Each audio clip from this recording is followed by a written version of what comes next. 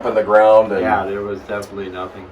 not a lot there. So right now 43. Maybe if we look ahead here, we might see another chance of showers. It's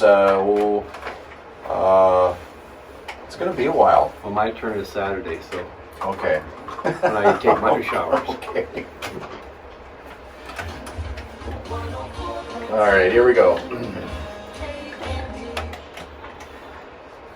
Our guest today is Tim Mitzel. He is the State Director of Fellowship of Christian Athletes. And Tim, we're so happy to have you back here in the studios at KNDR. How are you doing? Hey, I'm doing great, and we are 6 feet apart, so we're Pretty close. We're pretty close. Yeah.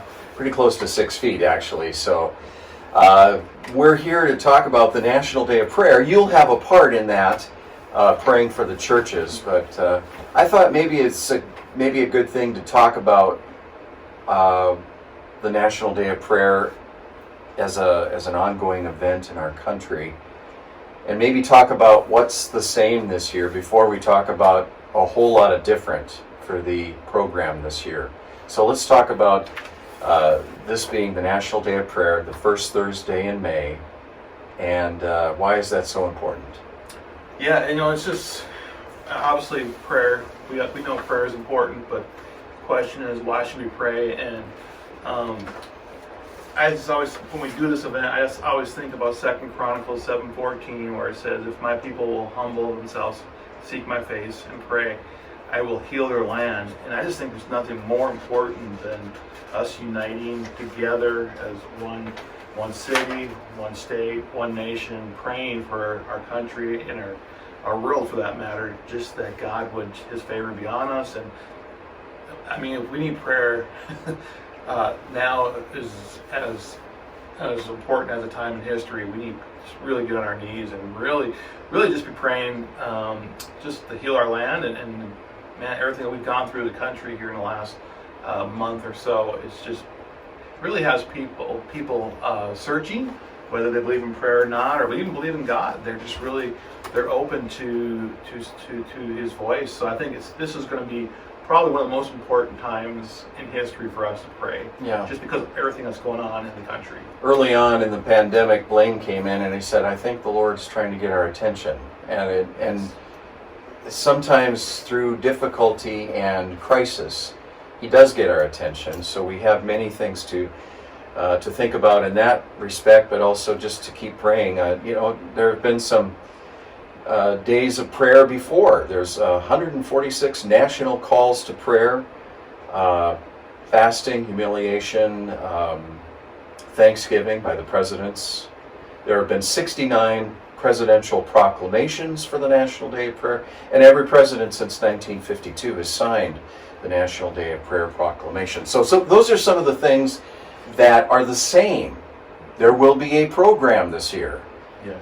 But there's going to be some different things too. So, Tim, just enlighten us. How's it going to work? Yeah. So this year's my personal theme for this year is the year of different, and everything that we're doing is going to look a little bit different, just based off of COVID-19 and all that. But we will still be doing the prayer. There'll be our people praying just like we have in the past inside the Capitol, but we'll be broadcasting it Facebook Live, because we can't have more than 10 people in a group. So we'll be inside praying by the North Dakota Seal. People are welcome to come to the Capitol and just be outside. You can be in your car, you can be on the lawn, you can be walking around. You have the freedom to be on the Capitol. We just have to keep 6 feet between everybody. And so it's going to look a little bit different. It's going to be also right here in KNDR, broadcast live. So you'll be able to listen to it on your radio or go on the Facebook Live and pray with us and be part of it.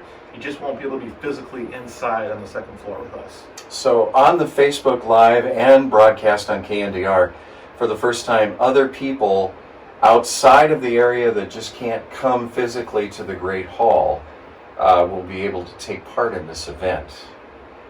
We'll be back with more. We've got a few more questions for Tim and how it's all going to work out on that first Thursday in May.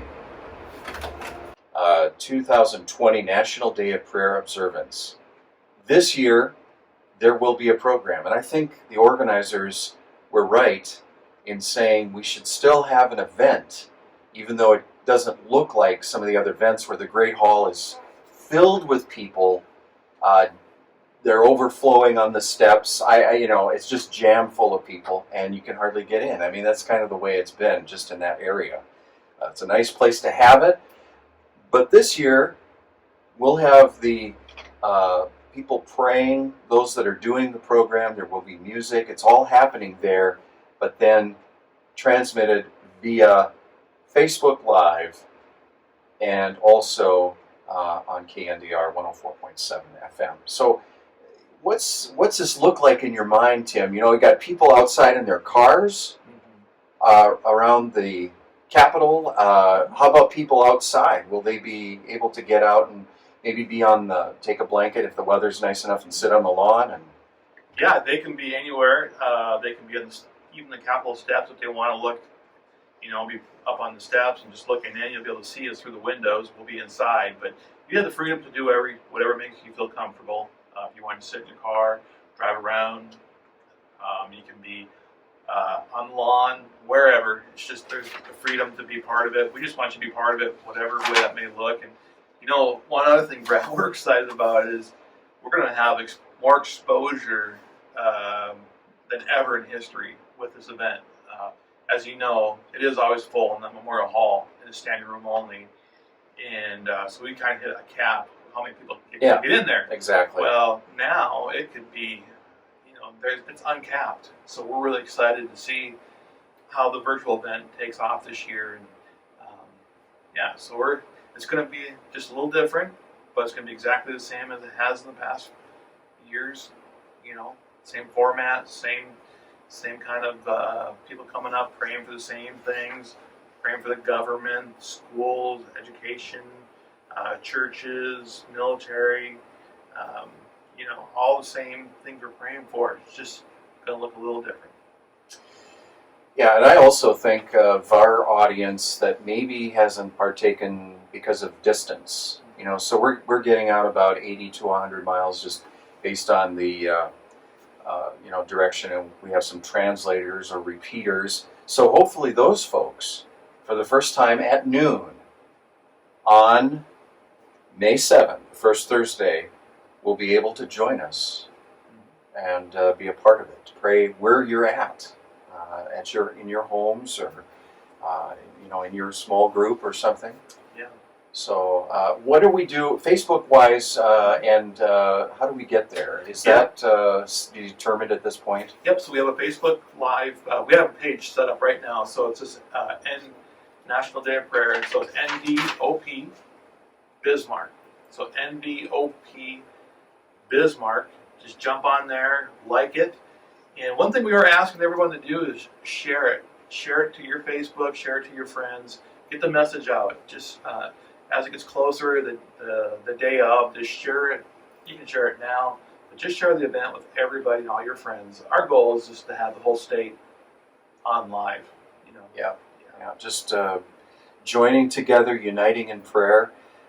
Whether we're not physically close, it'll still have this huge impact when we get a bunch of people praying. That's the way I look at it. You've got people praying and humbling themselves before the Lord. In a way, Tim, it feels a little bit like 9/11, sort of, where they're in the respect that people were kind of coming together. Mm-hmm. We hope that that's the case, and that we stay united in prayer, not only just on one day, but beyond that. That's the goal. This is a big catalyst that we be praying every day, right? Yeah. I mean, it's not a one-day prayer. We should be praying every day. Yeah. But this is one day that we just focus on prayer. So it's cool, and hopefully it'll catalyst some other movements of prayer throughout our state as well. Anything else that we need to know?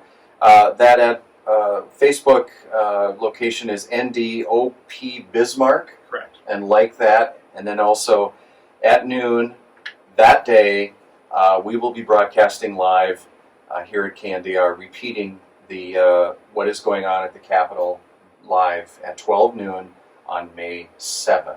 And we have a very special MC for this event. Oh, boy. You may know, but we're lucky. We're blessed to have Brad Bales as our MC this year. So You're going to feel very comfortable. I'll try God's to- going to be leading us. I'll try to put forth my best on that. Well, hopefully I'll get a haircut by. Hey, it's closed right now at the time of this broadcast. It's closed. I can get a haircut. Got a brand new big lighter. That makes me scared. That makes me One scared. question I do have for Tim, though, how do you get your hair to do it? How do I like my hair? No, how do you get your hair to do what it's doing? Well, I have a barber named Vic, and he has an opening every morning, and it works really good. So yeah, the whole no barber thing has not really affected my hairstyle, so that's been good. Yeah.